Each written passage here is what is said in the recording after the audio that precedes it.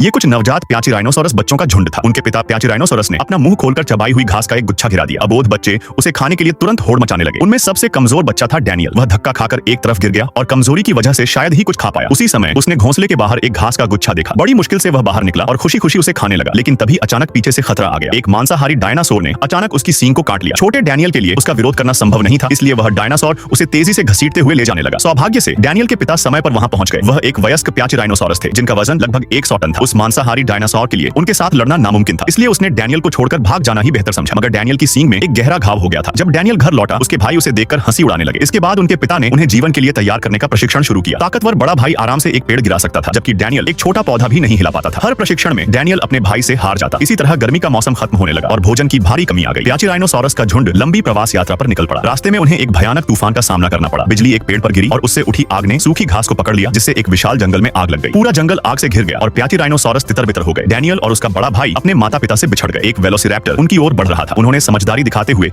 एक पेड़ के खोखले में छिपने का निर्णय लिया। ठीक उसी संकट की घड़ी में उनके पिता एक बार फिर उन्हें बचाने के लिए पहुंच गए। लेकिन इस बार वेलोसिरैप्टर से लड़ाई में उनके लिए जीतना संभव नहीं था। डैनियल और उसके भाई ने बेबसी से देखा कि उनके पिता जमीन पर गिर पड़े।